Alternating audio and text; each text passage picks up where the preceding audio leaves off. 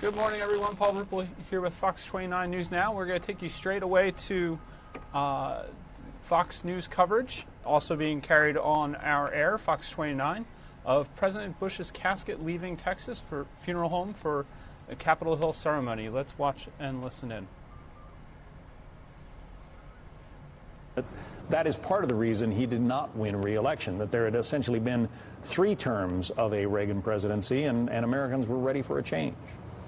I mean, that's possible. You know, the American electorate sometimes does that. The pendulum swings. I think that he will probably be looked back as one of the most successful one-term presidents in the country's history, both on a foreign policy front, obviously from the transition with communism and all that happened with the bringing down of the Berlin Wall and how he transitioned there, but also the first Gulf War and the economy. A lot of people forget that a big part of the economic discussion was saving the bank system. He had a major effort to save the thrifts, if you remember, and because of that, had to go back on that read my lips, no new taxes pledge. The recession hits, the election comes, and even though it had largely opened up and finished before the election, he took a hit, and Bill Clinton won that election. All right, so just some of the images that you're starting to see here. We know that that is the former president's 4th child of his 6, Neil Bush, along with his wife, Maria, and others are following as we await the first look of the former president's casket as they'll leave the funeral home there and Brett eventually make its way to Washington, D.C., where the public will have their opportunity to say their goodbyes. Yeah, just one quick moment that is viral as you wait for the casket to come out there. That dog is Sully, the service dog, and there's a picture of him laying down in front of the casket. He's been with President 41 in his illness, and now will make the transit with him to Washington, D.C. And as we know, once the casket leaves the funeral home there, it will travel via motorcade along with some of the family members, and there's a couple other buses that will be carrying the other family members. They'll make their way to Ellington Field, and then of course Air Force One, Special Mission 41, will carry the former president to Washington, D.C. The former President Bush will lie in state in the rotunda of the U.S. Capitol from Monday, 7:30 p.m. Eastern Time. That's tonight. Speaker of the House Paul Ryan just tweeting about that, and a picture of where that casket will now be headed for 2 days. He will lie in state until Wednesday, 8:45 a.m. And at that time, he'll be transported to the National Cathedral, where the state funeral will be held. Those pallbearers are members of the former president's current Secret Service detail. As you know, a president is entitled to Secret Service protection for life, and President George H.W. Bush had a Secret Service detail right up to the end of his life, and it is members of that detail who just placed his casket in the hearse. It's remarkable to look back at these family members, Brett, as we await the casket. Neil, obviously you can see front and center in the picture there, along with his wife, Maria, and fascinating to hear some of his children speaking. Neil, in recent days, saying, I don't want this to be a sad time. I want to look back at my father's life as a celebration. And, of course, many looking back at the fact that he and his wife, they wanted to go be with their daughter that they lost at a very young age. And he will be buried next to his wife and his daughter. Yeah, another viral image that we've seen over the past couple of days, that cartoon of the reuniting of President 41 and Barbara Bush and Robin. Notable, as you mentioned, John, about the Secret Service detail. If you want to know something about the Bushes, ask the people who worked in those jobs, the Secret Service agents on the detail, the people inside the White House during Vice President Bush and President Bush's time. And they will tell you to a person that they were really respected by the Bushes, and President George H.W. Bush in particular went out of his way to just check in, say hello, and really identify with the folks who were working for him. Brett Baer. Brett, thanks. We'll check in with you in a bit. Our Fox News senior political analyst, Britt Hume, joins us now. Britt, he'll be, as I understand, the 35th person to lie in state in the Capitol Rotunda. That is a tremendous honor, obviously. It has not happened all that often in this nation's history. No, it has not, and it is a moving tribute because of the grandeur of the Capitol and the feeling the nation has for the man. It's interesting, John, as we watch this Hurst pull away, that the president said, you know, he kept an audio diary, a recorded diary, which we were able to use for a special we did some time back that actually aired again the other night, and it was on election night 1992, and he was talking about how terrible he felt about having failed for re-election and being seen as a failed president. And at the time, John, I think it's reasonable to say that is how he was regarded by some, and perhaps by many, and certainly for at least in that moment of defeat, by himself. But that is not how we're looking back on him today, is it? I mean, people are, we go through it and recount the achievements and the successes of administration, especially in foreign policy. People are regarding him differently. And, of course, in this tumultuous and angry age in which we live, his personal temperament has shown through to people, I think, his dignity, his grace, his kindness to others, and so on. It reminds me of when Barbara Bush's funeral occurred, and her body was lying in the church where the service was to be held the next day over in Houston. And he, President Bush, in a wheelchair, having lost his wife of all those years, whom he so loved, is in the church as the public is filing through to pay their respects, and he was there to greet these strangers as they came through to pay their respects. It was just such a remarkable gesture for him, and it couldn't have been easy. You know, he isn't feeling well. He's old. He's dying, and yet there he was. How like him it was, and that is why, as you heard Brett Baer so well reflect, people like the Secret Service detail around him. I remember when he was president, and I would talk to those guys, and ask them, women and men alike, and ask them, what was going on and how it wasn't. Their regard for him was absolutely obvious, and it was clear they would love the man. A lot of people remember seeing the two of them, Barbara Bush and George H.W. Bush, at the Super Bowl when he flipped the honorary coin flip in 2017.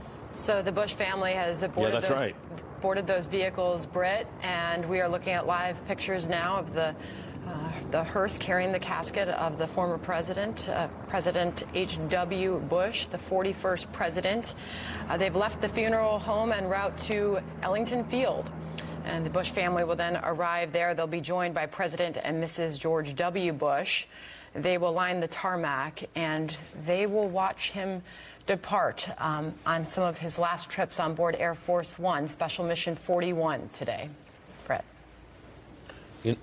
Sandra, I think one of the things we're experiencing here for these few days as we remember him and mourn his loss, we're having a moment really of national unity. And you hear these political figures from both parties, presidents past and present from both parties.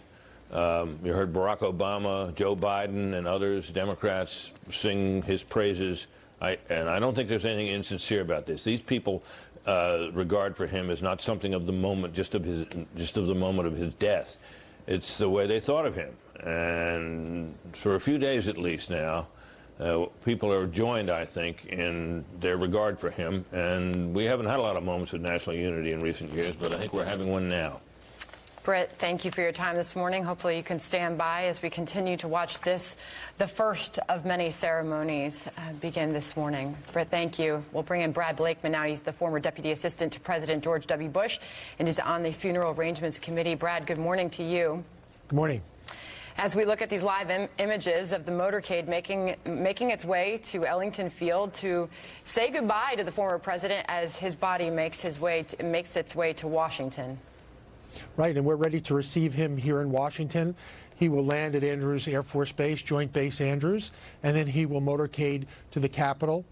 There will be a service at the Capitol, starting out with a prayer, some hymns by the Naval Academy Glee Club, and then there'll be 3 speeches, the Vice President, the Senate Majority Leader, and the Speaker of the House, and that'll be followed by wreath layings by all 3 of those speakers. And then there'll be a benediction, and then, of course, the public will then be able to view and pay their respects in the rotunda all night and all day today, and tomorrow, Tuesday, and then early morning Wednesday. And then Wednesday will be the funeral service at the National Cathedral, and then he will fly home to Texas. We've been talking about the fact that he accomplished a great deal during a single term in office. And a lot of people forget that during that single term in office, he was a Republican president with a Democratic-held House of Representatives and a Democratic Senate. So the things that were accomplished in that time truly were accomplished in a bipartisan way. No doubt about it, and I'll tell you that bipartisan spirit continues today in helping to arrange the Capitol services and viewing. We've had to work with both sides of the House and Senate, the majority and minority, and I can tell you that every person we've come in contact with has been hospitable. They've been accommodating. The military district of Washington, who is in charge of the entire operation. This is a military operation from start to finish. It could not have been more professional and accommodating to the family. It is a true spirit of America coming together for this remembrance of President 41. And Brad, the Bush family has had every minute of this final goodbye to their beloved family member. They've had this in place for quite some time, and they do have it planned and organized down to the minute exactly the way he wanted to say goodbye. Absolutely, and every president gets to put their own stamp on how they are to be remembered. You have a wide variety of options as to the ceremonies and how things are to take place. And President 41, I would have to say, this is exactly the way he wanted to be remembered. Coming back to the Capitol, then coming back to Houston and to college. All right, we're going to step away from this right now. We're going to take you to a live press conference that's occurring at Philadelphia Police Headquarters. It's supposed to start momentarily. Reward is being offered for information leading to an arrest in a triple murder that occurred in North Philadelphia over the weekend. Let's listen in.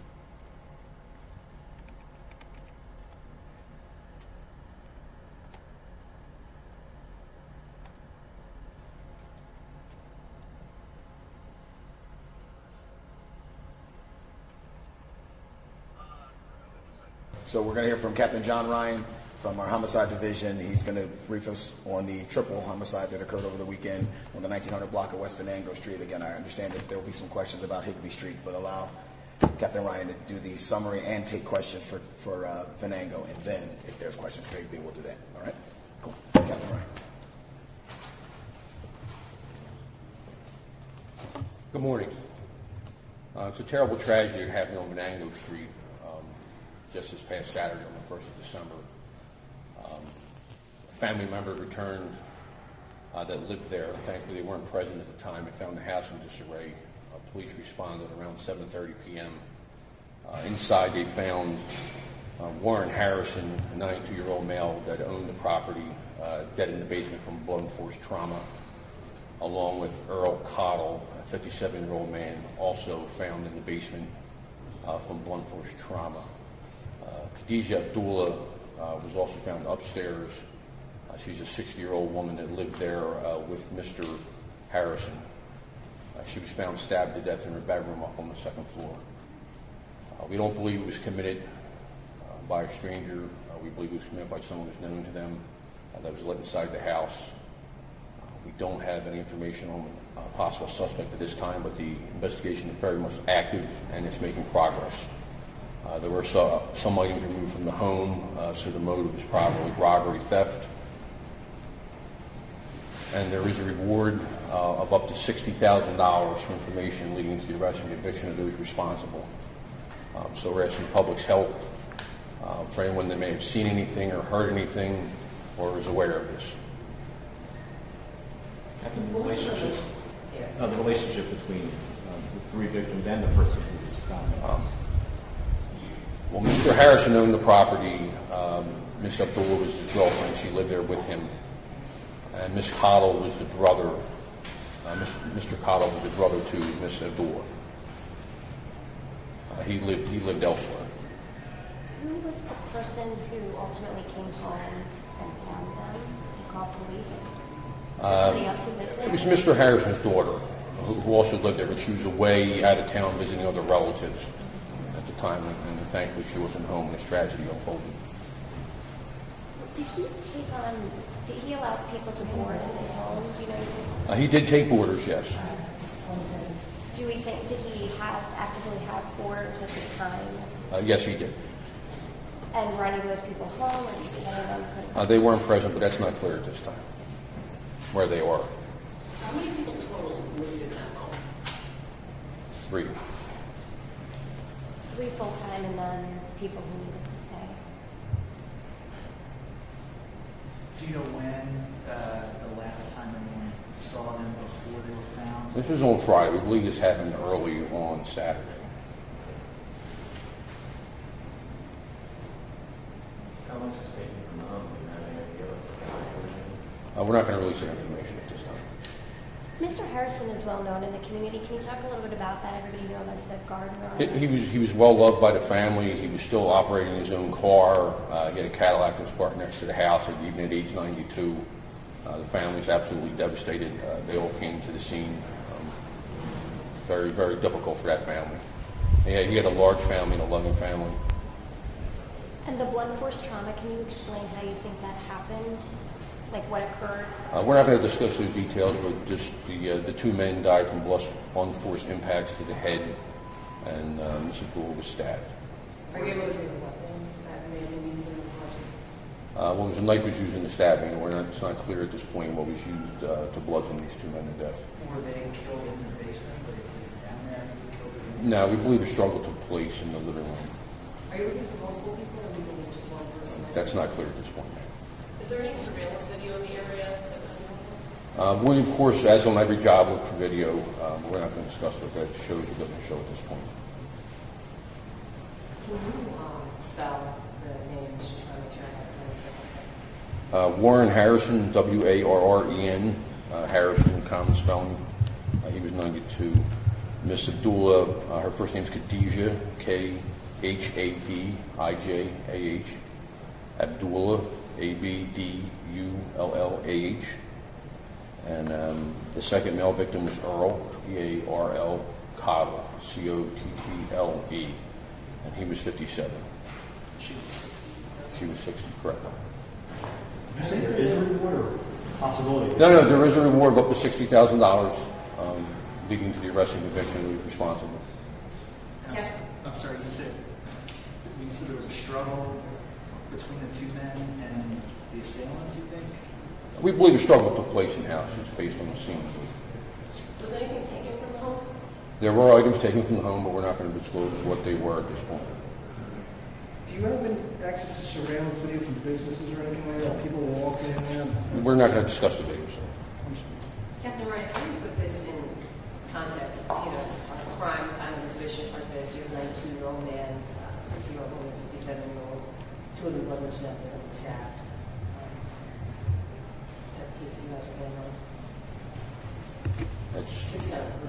It's brutal. It's a terrible tragedy for the families involved. We're making all our efforts into bringing this case in and find those responsible. And all the bodies, Captain, were wrapped up in blankets or? Yes. All 3 of them? Yes. So do you think there was an intention to remove them? That's why they made them? No, it looked like an intent to conceal.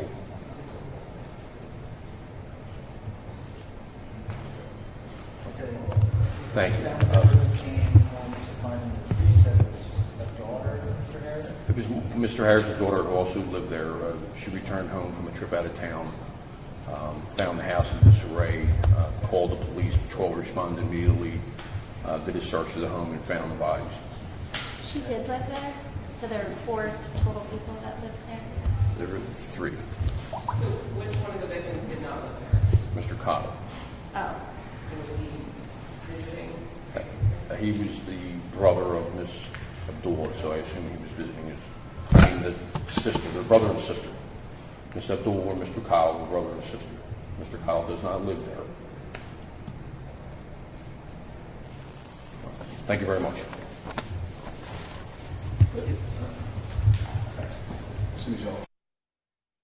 You've been watching a news conference there, Philadelphia Police Department discussing triple homicide that occurred in North Philadelphia, the Tioga Nicetown section. Our Lauren Johnson reported on this morning on Good Day Philadelphia. Let's show you her report from this morning with the information that we had gathered at that point.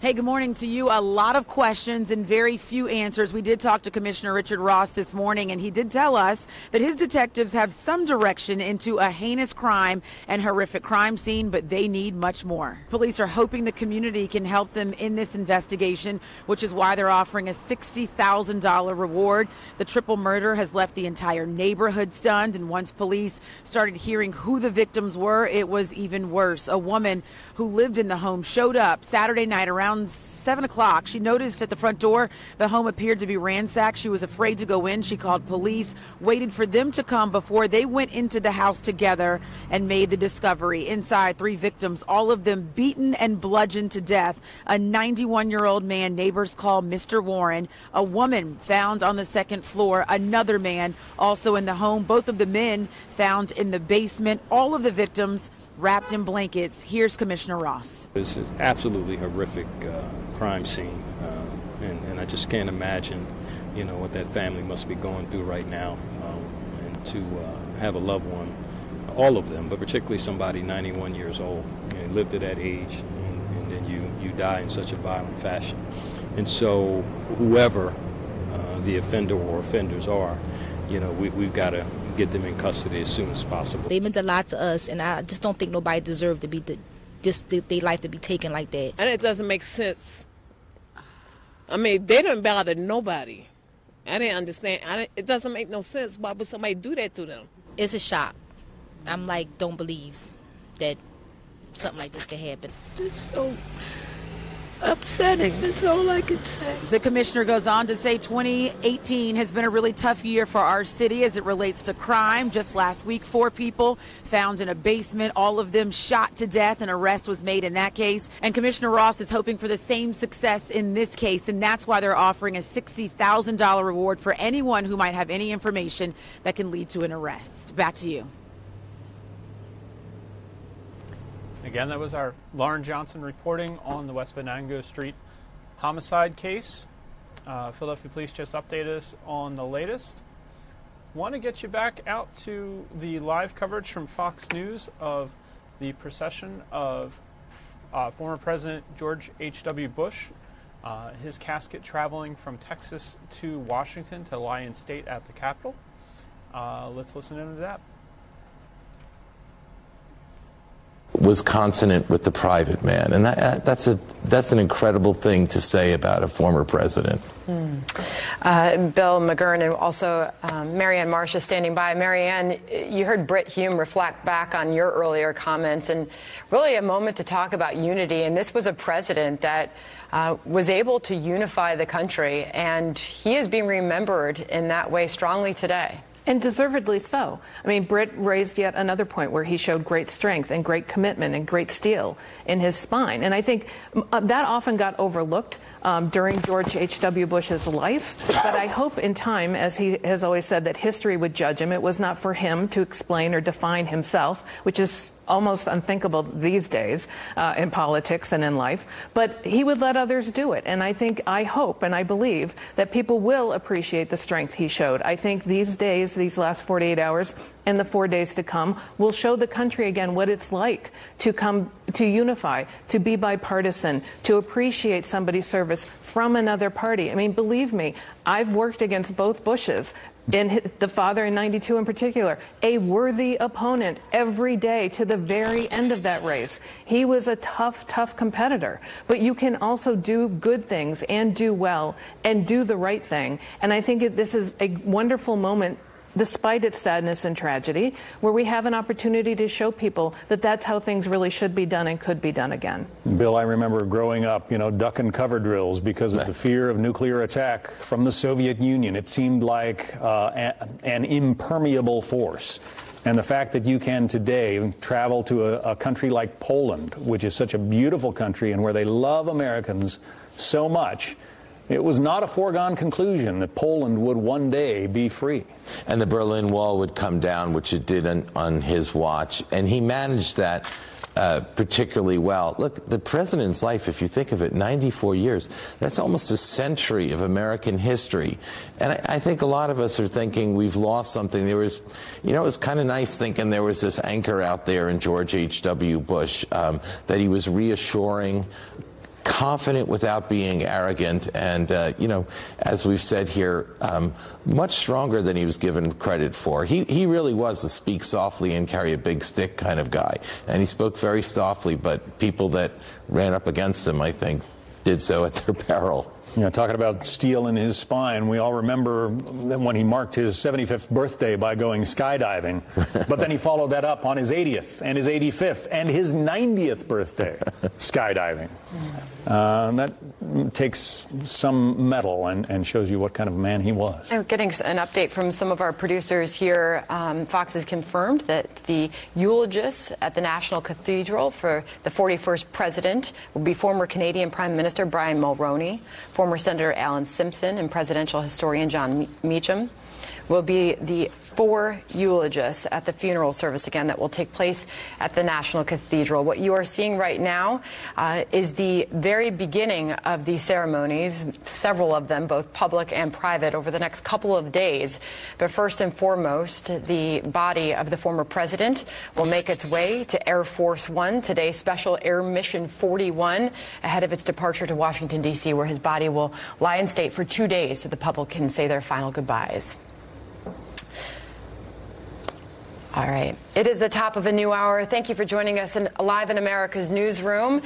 You are looking live at pictures of Houston, Texas, where the former president, George H.W. Bush, the 41st president of the United States, his body makes its way to Ellington Field, where it will depart to the nation's capital for final goodbyes from the public, as his body will lie in state for 2 days. The 41st president, his family, in that motorcade there as they make their way to Ellington Field, and there will be a departure ceremony. You're about to see honors rendered, 4 ruffles and flourishes and hail to the chief, with a 21-gun salute as an honorable send-off for the 41st president. I hope you're taking note of the traffic that's pulled over on the other side of the freeway. Houston traffic can, well, it's bad pretty much 24 hours a day, but people are pulling over. Even noticed a big rig there just a moment ago that had pulled over to the left side of the oncoming side of the interstate to pay respects to the 41st president as his funeral procession heads by. And President Trump sent Air Force One down to Ellington Field to carry the casket along with family members. Today it will be Special Air Mission 41, and Rick Leventhal is live at Ellington Field in Houston as you await the family's arrival. Rick? All right, we're going to step away from the coverage there from Houston. Paul Ruppel here with Fox 29 News Now. Thank you again for joining us this morning. We're following a couple of live events, and some we're going to bring you on tape delay. This was the first part of the news conference from Philadelphia Police Headquarters this morning.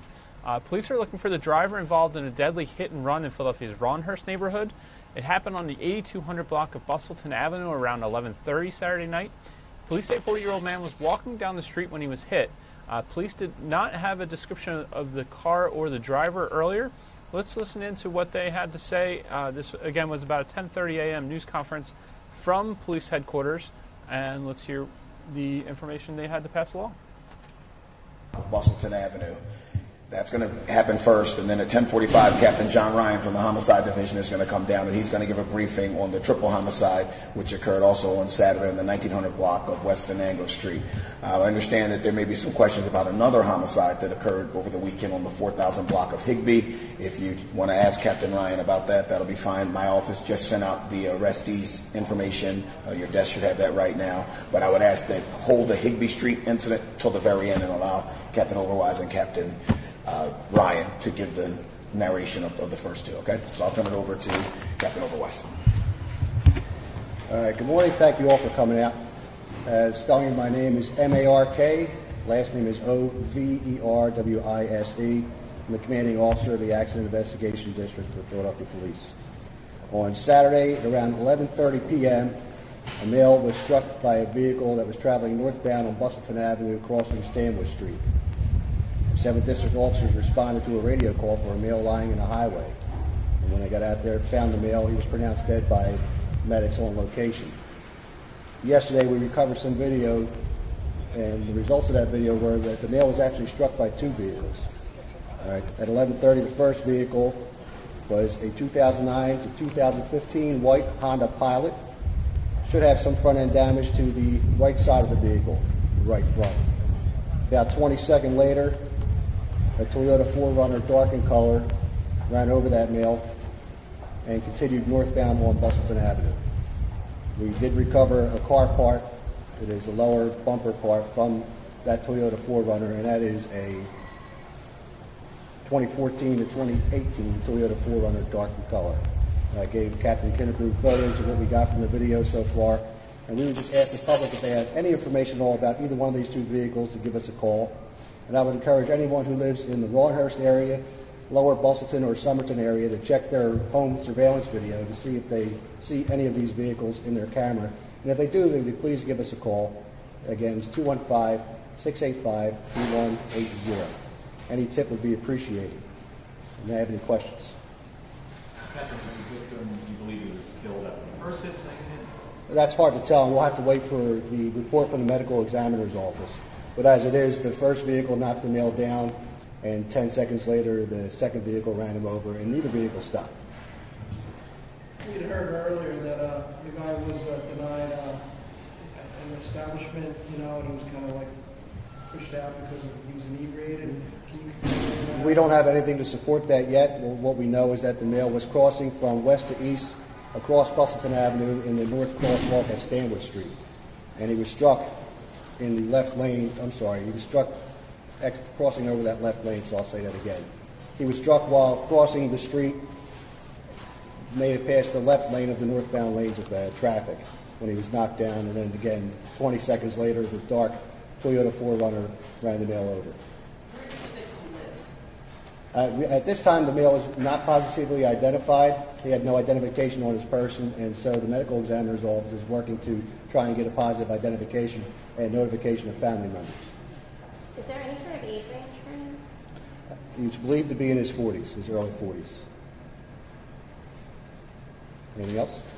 Was he, and it sounds like he wasn't in the right way, right? He was just across Jake walking kind of the way he was crossing, or was he? From what I can recollect from the video, it appears that the vehicular traffic had a green light and that the male was crossing against a red light. Okay. Are you releasing the surveillance? I'm sorry if you already did. We're not releasing the video. We did get some still photos of the 2 vehicles. The white Honda Pilot you can see pretty clear, and someone should be able to recognize that vehicle, especially if it has damage. And if you notice that vehicle parked in your neighborhood, I would encourage you to give us a call. The second vehicle, the dark-colored Toyota 4Runner, is kind of blurry, but it still gives us an idea. And as I said, from the part that we recovered from the street on location there, we have a pretty good idea that that is the vehicle we're looking for. And I don't know how much significant damage would be to that vehicle other than underneath the vehicle itself. Were there witnesses? There were no witnesses that came forward to us. We did receive a 911 call from a person who found that male laying in the middle of the street. My desk either has or will send photos of the vehicles to your desks. That's all I know from right now. I would just leave you with the final thought that the driver of these 2 vehicles should do the right thing and should call us up, again, 685-3180. Give us a call. Let us know what happened. I don't believe that either one of these people intentionally hit this person. But again, they have to account for what happened and come talk to us. Yes? All right, folks. Thank you very much. Appreciate it. Reset real quick as we wait for Captain Ryan. If anyone doesn't have those photos on those cards, I can shoot it to you right now. Oh, just a minute. All right. That was a news conference earlier. Oops, went to color bars there. That was a news conference earlier where Philadelphia police were giving an update on a hit and run that occurred on Bustleton Avenue on Saturday night. Sadly, the police had the report that the individual may have been struck by two vehicles, not one but two, and they're looking for the public's help to any information they can provide about the vehicles that were described, and if folks might have any footage of them on their surveillance video systems in the area. This again happened in the city's Rhawnhurst neighborhood late Saturday night. It was deadly hit and run, and a man was walking down the street when he was hit. Police now have descriptions of the vehicles, but they're looking for more information. Let's take a live look. Here is the chopper showing the George H.W. Bush motorcade making its way to the airport.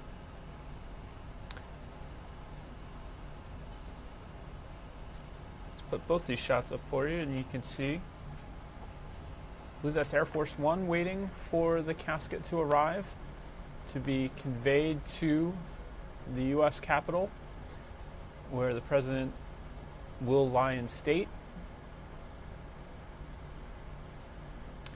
After that, George H.W. Bush will be laid to rest Thursday on the grounds of the George H.W. Bush Presidential Library and Museum at Texas A&M University. On Thursday, the president's casket will reportedly arrive in College Station, Texas by train, accompanied by Bush's family and close friends. Once it arrives, a funeral procession will reportedly travel on George Bush Drive toward the Bush Library complex. The university says students, faculty, staff, and the community are invited to view the procession. However, the interment ceremony will be closed to the public. Meanwhile, a small memorial has formed around a statue of the 41st president in Houston following his passing late Friday night. Looks like crews are getting some belongings onto the plane, probably for family members who are making the trip to D.C., and others accompanying the president's remains. Again, on the right, I believe this is courtesy of our Houston affiliate, KRIV. You see the procession on the way to the airport. And on the left, you see the plane ready to convey the president to the Capitol, where he'll lie in state.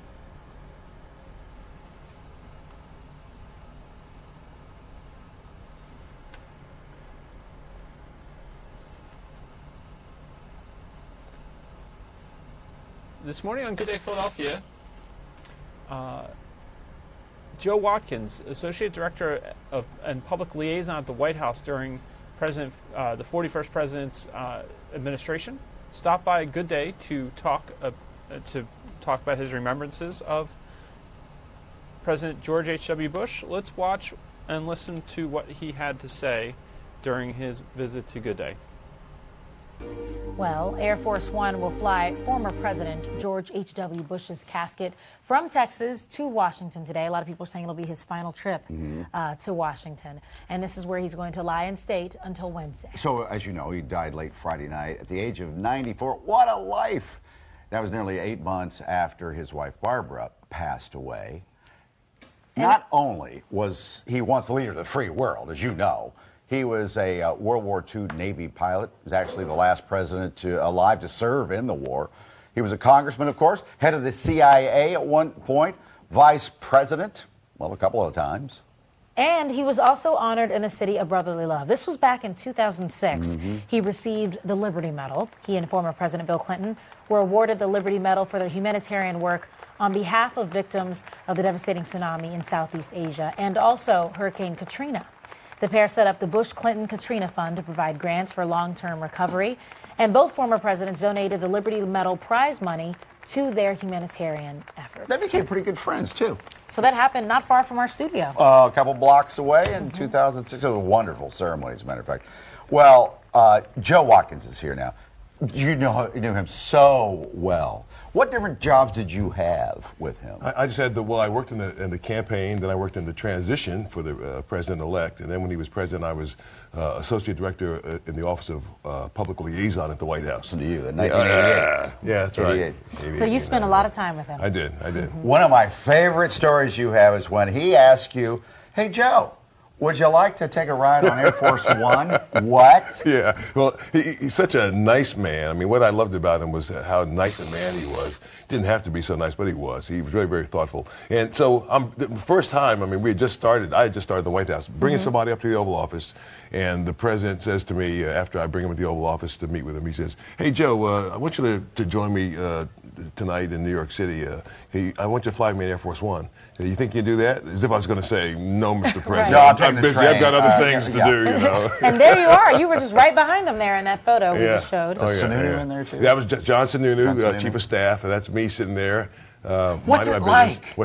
That's the old Air Force One. There's a new Air Force One. I got to fly in that as well, which is really incredible. But the old Air Force One was just magnificent. And to sit in the plane, the first time I was on, I was scared to death. You know, I mean, there are phones on the wall, and I picked up a phone, and somebody said, yes, sir. Just want a pizza. You're right. I don't know. When I think of, he was such a nice person, too. What's his legacy? Wouldn't it be foreign policy more than anything else? Foreign policy, but also character. Character. I mean, what I appreciated about the president was that he wasn't so heavily partisan that he couldn't work with both Democrats and Republicans. He believed that what was more important even than his own political career was country. And he put country first. I mean, he had to go back on his no new taxes pledge, which was something he didn't want to do. But it meant that he didn't get a second term, but it helped the country from an economic standpoint so that the era of the 1990s was pretty solid, pretty stable economically. And we're going to show some more pictures of you with him, you in the Oval Office, and you with him. Yeah. What for you? What will your fondest memory be of him? My fondest memory, I've got so many fond memories. What I really appreciate about him were the little notes that he wrote. He wrote personal notes to people, which I thought was wonderful. Was that for your son, that one there? That's my son. I brought my son to the White House one day, and I had worked for Dan Quayle when he was a U.S. Senator, and Dan said, has your son met the president yet? And I said, well, no. He says, hold on. They were doing a little press conference, and so Dan says, Mr. President, meet Joe Watkins, Jr., and the president goes, hey, Joey, how are you? And he's talking to my son had his Teenage Mutant Ninja Turtle book in his right hand, so he gave him his left hand to shake. Good. And he wrote, you've got a nice dad. Yeah, he wrote a nice note. I mean, I brought the picture back for him to sign, and then he ends up writing that nice little note saying, P.S., you've got a nice dad. Which is just that classic George Bush. I saw a cartoon over the weekend, a tribute, drawing. Yeah. And we'll put it up here. It shows George Bush and Barbara Bush on a cloud in heaven with their little daughter that they lost in 1953 or something like that. That's right. That really affected both of them the rest of their lives. Absolutely. I mean, that was. I don't think Mrs. Bush could really ever talk about it. No. And it was very, very painful for them both. I know to have lost their little girl, and at least now they're reunited in heaven. I'm happy for that. And I mean, it's the fact that they were married for 73 years. Right. I mean, we were invited to the 45th wedding anniversary. Really? My wife and I. This is the kind of guy President Bush was. So here I'm just a staffer at the White House. I get a call from Patty Presock, his executive assistant. She says, Joe, President and Mrs. Bush want you to come to a little party tonight. I said, what was it? Their wedding anniversary. I said, me? Me and my wife? Yeah, right. Yeah, you. He says, he did the list of people he wanted to come. So we show up in the East Wing of the White House, and just a small group of folks to celebrate with them their 45th wedding anniversary and to watch a movie in the White House movie theater. Wow. You ever go to Kennebunkport? I didn't go to Kennebunkport. I wasn't so fortunate to do that. But I went back to all the reunions and saw him parachute. Parachuting. And skydiving. Mrs. Bush did not like that. She did not like that. Was not. Here he goes. Which birthday was this? 90? Yeah, 90. I thought, but he did it a couple of times. Yeah, 85, I think. 80, 85, and 90. I think. With all this sniping at each other, look at that. Oh my God! With all the sniping going on. He really did become friends with, the Clintons and with the Obamas. Yeah. Well, that's the kind of man that he was, which was so appreciated, that it was bigger than politics, it was bigger than party. It was about the United States of America. He wrote a lovely note to Bill Clinton after Bill Clinton beat him and said, I'm rooting for you. I'm rooting for you. Now, here it is. How many people do you know today in politics, they lose an election and then they write to their opponent, I'm rooting for you. And leave it on the desk. And leave it on the desk for you. In the Oval Office. Yeah. There's a sweet picture that came out a couple of days ago of him kissing Michelle Obama to George Bush. They became pretty close as well. Joe, you going? So I guess you're going to the funeral. I'm going to the funeral. So it's so nice. I mean, the family invited some of the staff and family friends to attend the service, and so I'm going. My wife and I are going to go. It should be a day of celebration for sure. It will be. Celebration of life. Yeah. You see it, Joe. Thank you. Thank you for Mike. sharing Thank you, your Alex. memories. Thank Yeah. Again, that was Joe Watkins bringing us his memories and remembrances of former President George H.W. Bush. You see the motorcade right now headed to the airport to put the president's casket on a plane to the U.S. Capitol, where he'll lie in state through Wednesday. We'll continue to follow that. In the meantime, I want to get you to another local news story. This one's been breaking since last week. Our Bill Anderson was following this morning. The water woes in Lower Bucks County are clearing up. The boil water advisory will be lifted soon, and schools are reopened. Here's Bill's report from Yardley this morning. Good morning. Now, residents and businesses in Lower Bucks County have been dealing with a water advisory that led to a boiling requirement and closed the schools on Friday.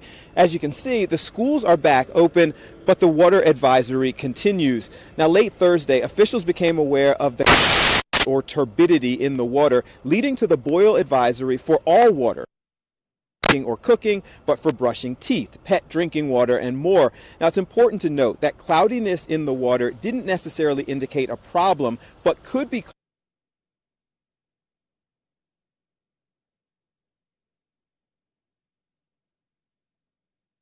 Apologies, it looks like the might have had a bad feed there on the package, but you get the idea. In Yardley, it sounds like the water issues are clearing up. The boil water advisory is expected to be lifted soon.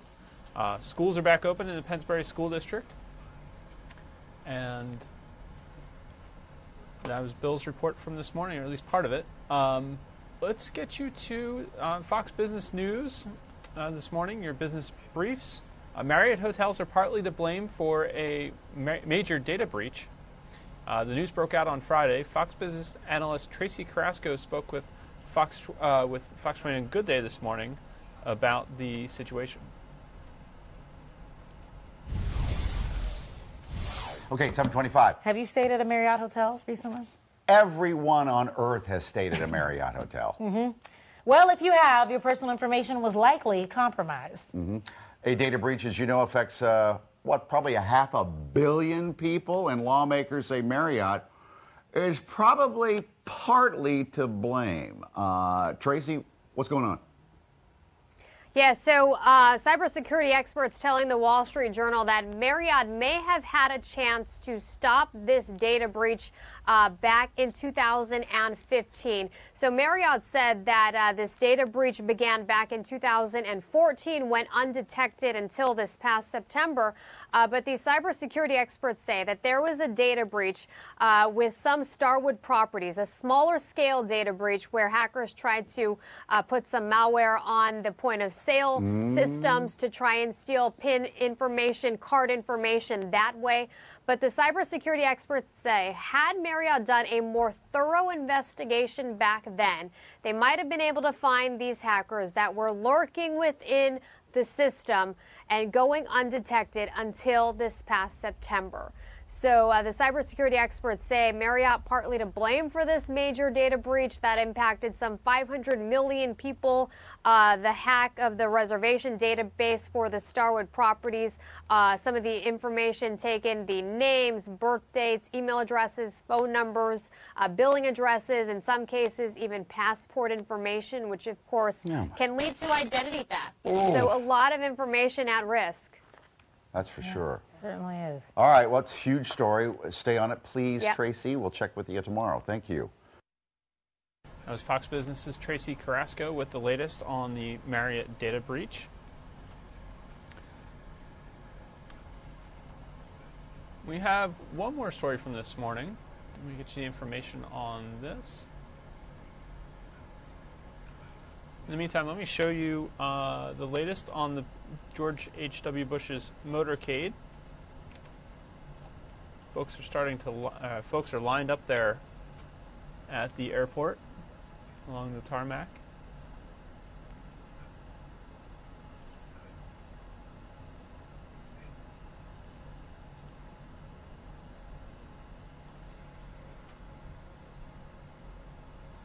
we'll watch and listen for a little bit to the live events here.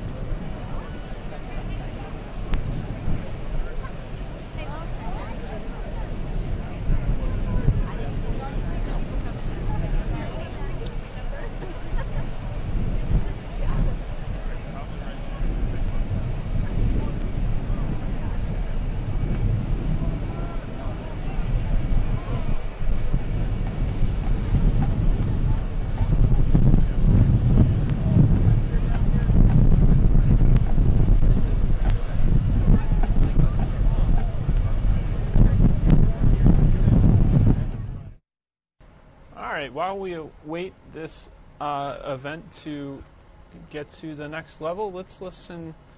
This is a father doing anything to make his son smile. Now the whole family joined us on Good Day Philadelphia this morning to talk about the adorable moment that many of you have liked on social media.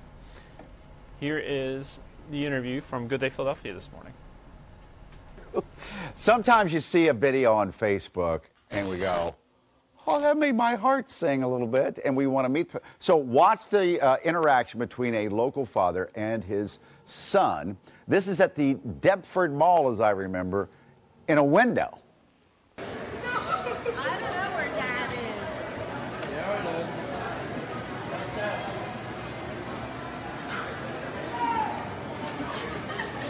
That's great. Look, babe, we're coming up.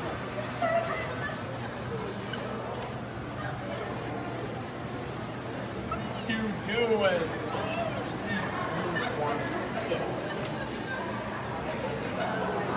Jake, where's Dad? Jake, go get him. Go get him. Sophie, you gotta get at her. Just like gotta get at her. Oh God, now you're in trouble.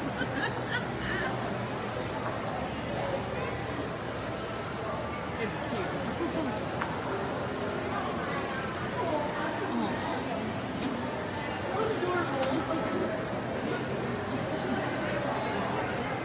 This video has been seen around the world millions of times. So the family is here. Rich is the dad. His son Jacob is 21. He wanted to get on the act and ran inside of the window. You got Jen, your wife, and 3 other sons, right? Yeah. Dang. Welcome to the show. Hey, thanks, man. Good to see you. Pleasure to meet you. Hi, Rich. How you doing? Jacob sitting next to you here. What's Jacob? He's 21 years old. What's he been dealing with his whole life? I'll defer to Jan. Jan? So Jake, right before his 4th birthday, he was diagnosed with a brain tumor. So he had treatment for that and surgery. Had to learn a lot of things all over again. Yeah, things were going fine up to age 4. Yeah, things were fine, and yep. And he was suddenly diagnosed with this brain tumor, and it was life-changing for him and for all of us, really. Let's meet the boys. Let's start down here with Mr. Good Hair. Who's this? Good hair in the morning. I'm Bobby. Bobby. Who's next to you? I'm Matthew. Okay, and next to you? And I'm Ian. Okay, let's start with you. Yep. Tell me about your brother, Jacob. Yeah. What do you like about him?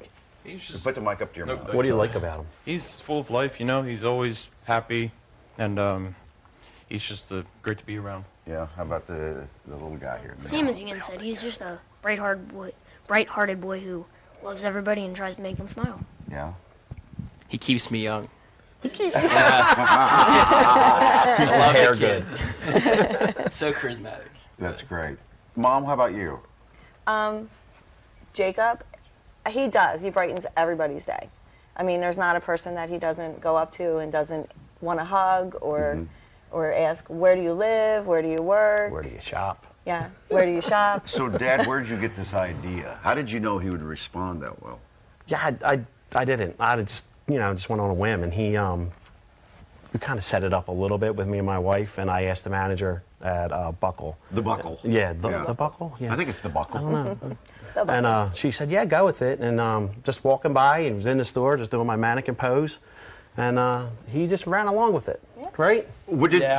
Jacob, do you think your dad did a good job as a mannequin, as a model? Yeah. Just the model. And so then, look at you, blue steel. So you worked with the store manager? Yeah, to do that little bit. Just to, and she was surprised. She just like, I guess, go ahead, do it. And she took the video. Yeah. And then Jacob joined you. Jacob got in the window with me, and he did the mannequin pose too, right? Which I what was did we do? surprised. Remember? I thought that he would just You stay didn't think out. he would go in? I didn't think he would go in. No. Remember? And the definitely mall have a buckle in the mall. Yeah, the Buckle. So what was the reaction of the people in the mall? Everybody was laughing, and like, I actually went back to the store last night, and I jumped in the window again, and I put my head in the wreath, and the one girl turned around, like, I don't mean to scare you, come back, go shopping, come in. Are you going to make a practice of this? If I can make a career out of it, I'd do it. Mall window guy. You need man-e-kin. Yeah. What do you do for a living? Respiratory therapist. Okay, and Jen? I'm a registered nurse at Children's Hospital. Oh, did you meet in the hospital, did you? No, we didn't, actually. No, we didn't. We met at a birthday party for Bob Kelly. Birthday party. You met at Bob Kelly's birthday party? No. My God, this guy gets around, doesn't he? Who, Bob Kelly or me? You. So cool video. Yeah, nice man. to meet you. It's nice to meet you too. You have a beautiful family. So can we ask you a question? Sure. Well, what? Can you woo woo woo? Oh. I'm never going to live down Saturday night. We'll do it with you if you do it. Will you? 1, 2, 3. Can you woo woo woo? Do it, Jake. Woo woo woo! Well, I can't top that. Yeah. Okay, taking a break. Come right back. Thanks. Woo woo woo. Great moment there this morning on Good Day Philadelphia. I have one other story. I see if the video will play here for me. This is a breaking story this morning. Our Jeff Cole is on this story. Let me see if I can get this to play for you. We'll kill the sound there. FBI agents are searching the home of Atlantic City Mayor Frank Gilliam. The FBI's Newark division confirms agents are at Gilliam's house this morning, executing a search warrant. It's not immediately known what prompted the search. Gilliam is in his first year as mayor. The two-term city councilman defeated incumbent Don Guardian last November in a contentious election marked by allegations of voter fraud by Guardian. Gilliam and several others were recently involved in an early morning fight outside an Atlantic City casino, but local prosecutors announced last week they wouldn't file criminal charges. In April, a judge threw out a criminal complaint against Gilliam over the alleged theft of a $10,000 check from the Atlantic City Democratic Committee. Gilliam didn't immediately return a phone message seeking comment on the investigation. So I wanted to get you that. That's one of the top stories this morning on our air and on fox29.com. Now let's get you back to the funeral procession and casket departure for former President George H.W. Bush. Here you're looking at the airport where they're ready to convey the casket, and having some beautiful shots of the motorcade making its way to the airport. We'll turn the sound up so you can hear the sights and sounds at the airport, and we'll watch as this event gets underway.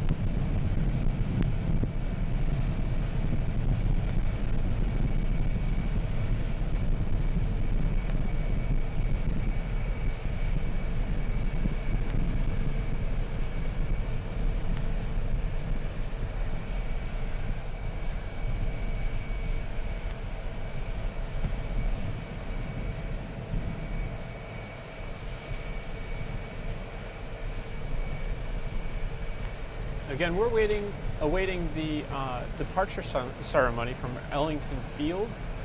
The Bush family is going to be escorted from the motorcade to a position near the Hurst by Major General Howard. Honors are rendered, 4 ruffles and flourishes, and hail to the chief with a simultaneous 21-gun salute. The casket is carried through the military cordon and placed in the aircraft. The family is escorted onto the aircraft. That is expected to occur soon before the aircraft departs Houston en route to Washington, D.C. Should be about a 3-hour and 30-minute flight. We'll bring you the ceremony until the plane takes off. You're watching Fox 29 News Now.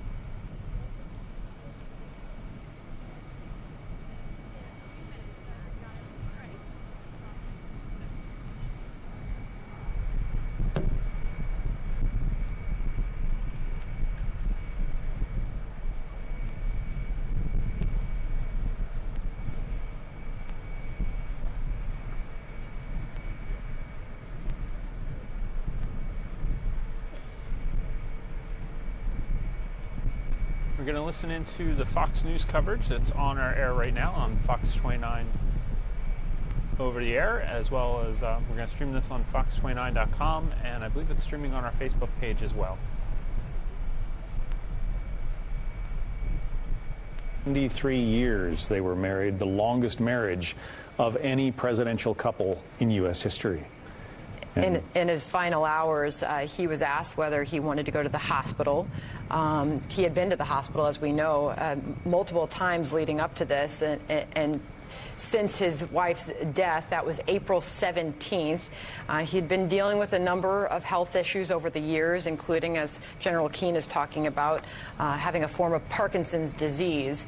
But when the president was asked this time if he wanted to go to the hospital, his answer was no. He said he was ready to go on and be with Barbara, his wife of 73 years, and their late daughter, Robin, who died of leukemia as a child. And he will now go on a couple days from now to be buried next to both of them.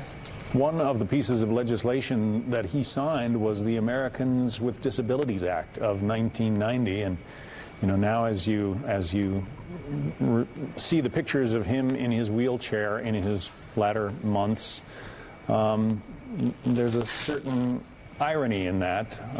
The president who helped to make life better for so many Americans who are disabled himself in his last month, but as General Keane pointed out, just kept pressing on, kept making appearances, as he did at the Super Bowl in 2017,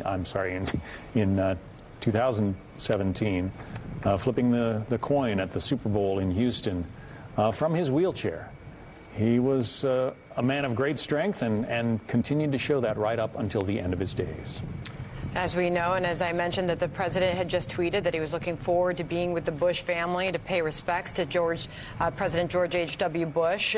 The 41st president will go to lie in state at the U.S. Capitol before a memorial service at the National Cathedral in Washington.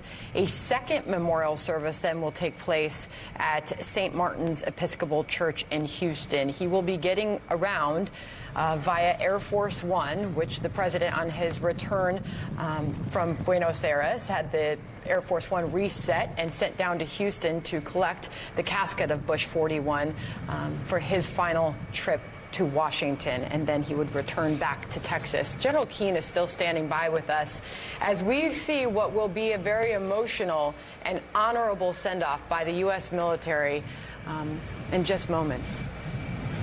You know, Sandra? Yes. This is really fitting that he's going to be on this 747 because he was the first president to get that airplane and use it. He made the decision to take the other airplane and give it to the Ronald Reagan Library. I was told just earlier today that the choices were the Smithsonian Institute, the Air Force itself, and Boeing wanted it back. And the decision he made, thinking the amount of people that would actually see that airplane would be rather dramatic at the Reagan Library. And I was just out there at that forum where many people were this weekend seeing that airplane. I didn't realize the significance of what we're witnessing here today, that he was the first president actually used the 747 version of Air Force One, and that's what's taking him back to Washington, D.C. That's quite amazing. General, you spoke a moment ago about the honor being given to this Joint Military Honor Guard. Tell us a little bit about the members of this guard and who they are and how they come to that position. Yes, well, the overwhelming number of them are young soldiers and airmen, seamen, and Marines, and they're in the ages of about 19 to 22. They all go through very special background checks. They're selected because of their military bearing. They all have very high IQs. They've already demonstrated early on a life of character. You're not going to ever have a problem with any of these soldiers. Our soldiers are just like other people in American life. They make mistakes as well, as young people do at that age. But this group of young people here, very few of them make mistakes because there's just they're the best we have. And then the sergeants who supervise them and the officers who are also part of this organization are all handpicked for this assignment. And it's not something they do throughout their life. Obviously, they go to Iraq, they go to Afghanistan, they participate in deployments. But when you are assigned to this organization, these ceremonial units, you're full of pride in one, being selected is an honor in of itself. But then when you start to do these ceremonies at Arlington National Cemetery for our fallen, or you're at a ceremony at the White House for an arriving head of state, or a state funeral as we're participating in here now, the honor and pride of that duty just washes over them. I can tell you for a fact that those soldiers, those troops we're looking at right now, as they see what's happening there, they are full of pride to be there and pay honor to this president. Let's listen together.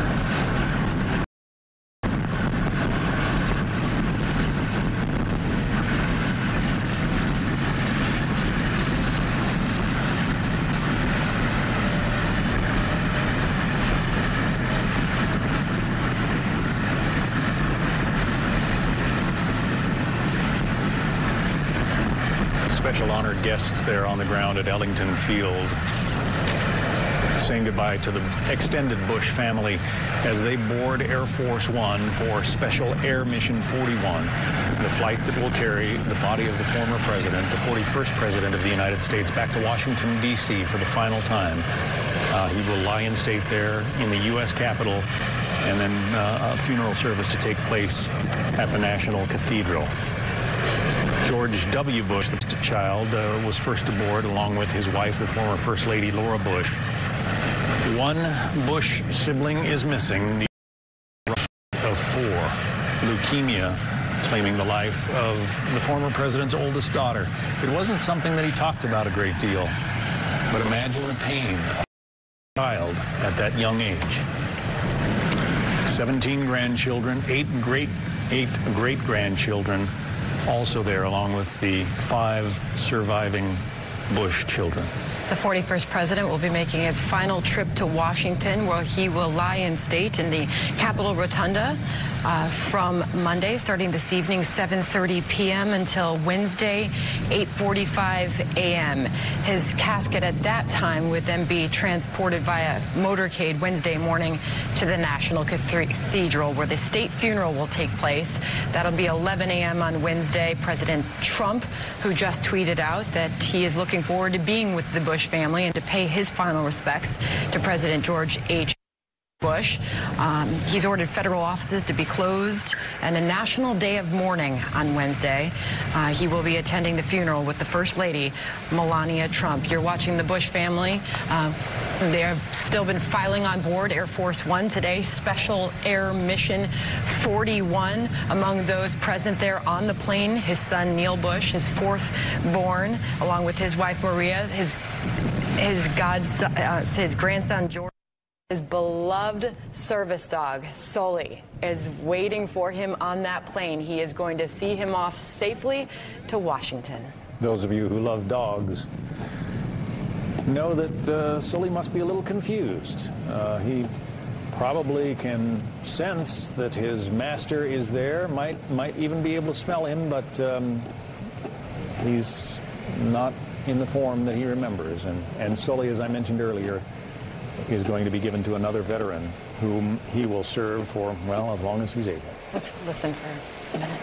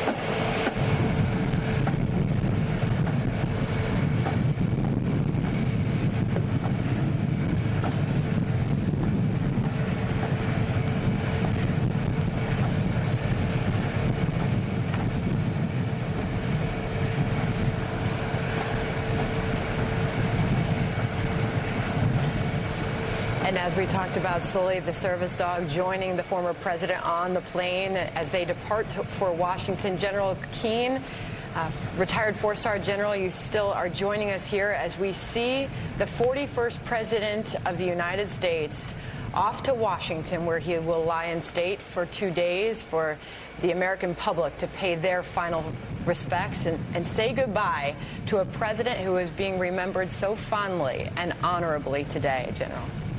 Yeah, I'm thinking about that very special family that we have in America, the Bush family. They're all on that airplane together. You know, as they take the patriarch of their family back to Washington to be honored by the American people.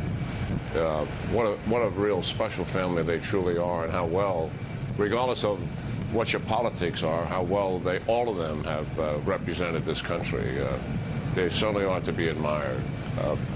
It'd be great to see the American people respond to this. I think the lines are going to be long, and the people will be there out of respect, admiration, and also love, for this president.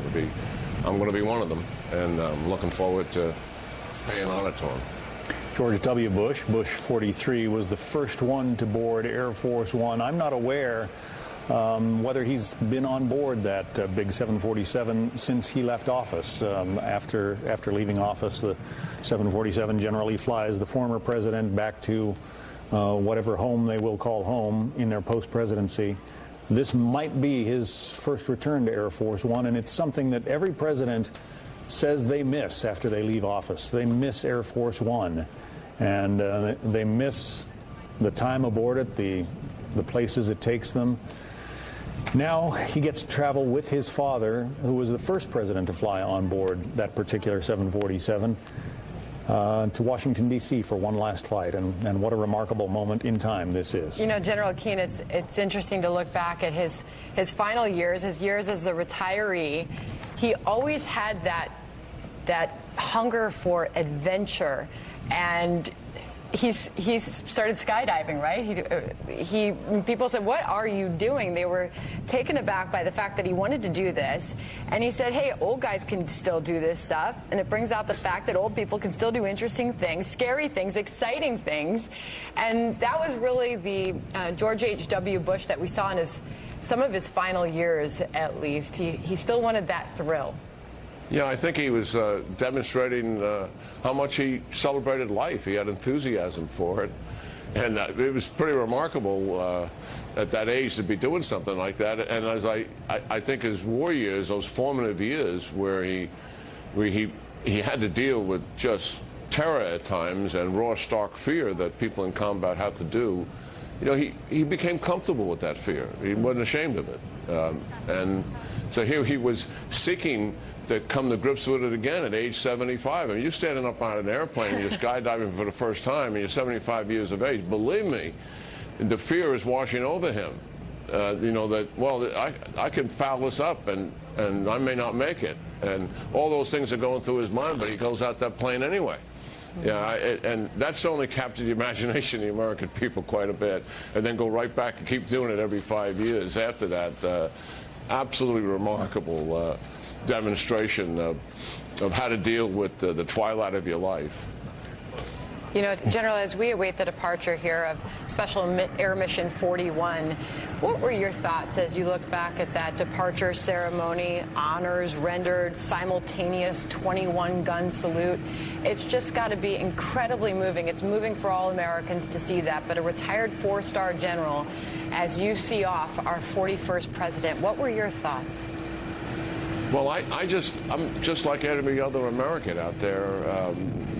We have a very good man here who became president of the United States, and we honored him. He was beloved, and I just felt so much pride for those troops that are standing there, knowing they wanted to get this perfect, and they did that, and out of respect for him, and they're doing their duty, and perfection is their duty, and they certainly stepped up to it, and seeing that entire family there certainly, I think, washes over all of us and reminds us just how much that entire family has done for this country.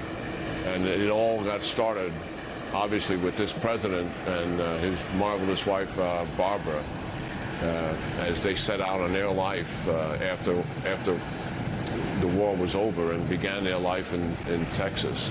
What a truly remarkable history it is. And that ceremony was done at perfection, and that's the way it should be.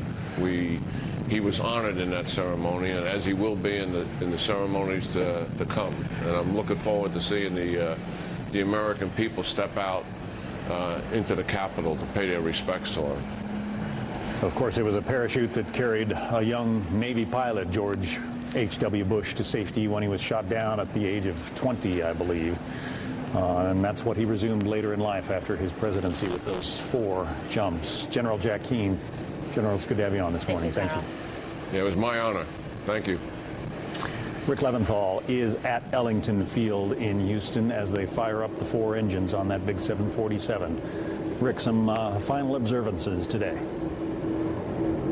Well, it was an honor for us to be here as well, John, and I just want to mention some of the military that the general referenced included the 77th Army Band from Fort Sill, Oklahoma, who played ruffles and flourishes and hail to the chief. We heard and watched the 21-gun salute here along with members of the Bush family, and then we saw, as Sandra mentioned, the dog Sully was among those who were walked onto this plane after President George H.W. Bush's casket was removed by that joint military honor guard from the Hurst and then carried to the waiting Air Force One, which is now, of course, Special Air Mission 41. The engines are up. The jet will begin taxiing shortly and then take off here from Ellington Field, the reserve base here at the joint installation hosting the Texas Air National Guard, but also obviously today hosting Air Force One and these dignitaries as they make their way back to Washington. A 3.5-hour flight, so they should be on the ground in D.C. sometime middle of this afternoon.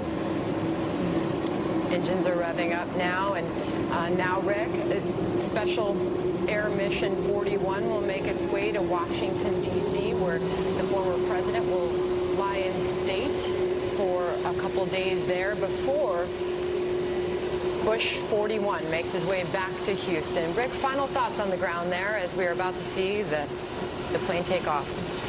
Well, it's remarkable the things that George H.W. Bush accomplished in his life, and so much that people may have forgotten about it, and so much that so many lives that he changed.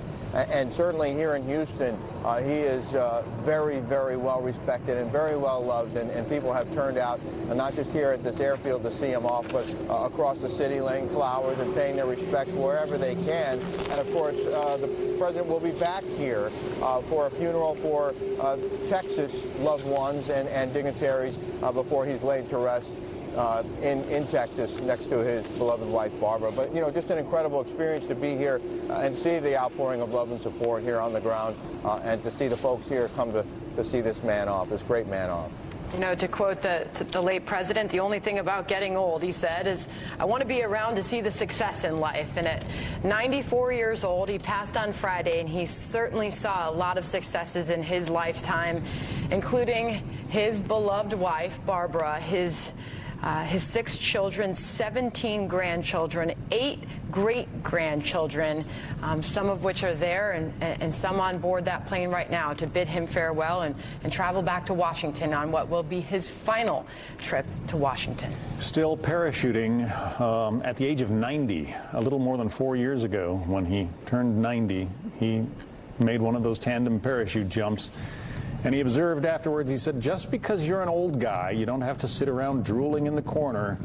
Get out and do something. Get out and enjoy life. And clearly he did that, living his life with zest and zeal right up to the very end. The nation is watching now as we see Air Force One about to be wheels up and heading to Washington. The president and the First Lady will be attending his funeral on Wednesday.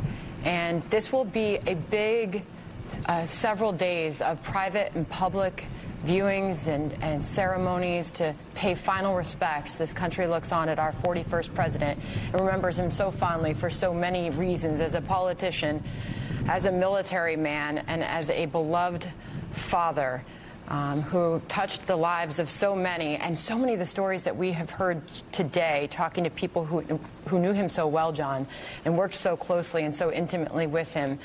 They remember him, and this struck me, as not only a wonderful man, a leader, but an inspiring, but tough. A lot of them use that word. He smiled a lot, but he was tough, and that inspiration that he had as a leader, as a father, it will have such a lasting impact on this country. And you saw that honorable send-off there on the ground. Interesting to hear the Army Band from Fort Sill, Oklahoma. It was a very moving ceremony in the beginning of several over the next couple of days. That nickname, Gampy, that's what the children, the grandchildren, and the great-grandchildren, that's how they knew him. And you get the sense that this was a very close family, and they are going to miss this man very much.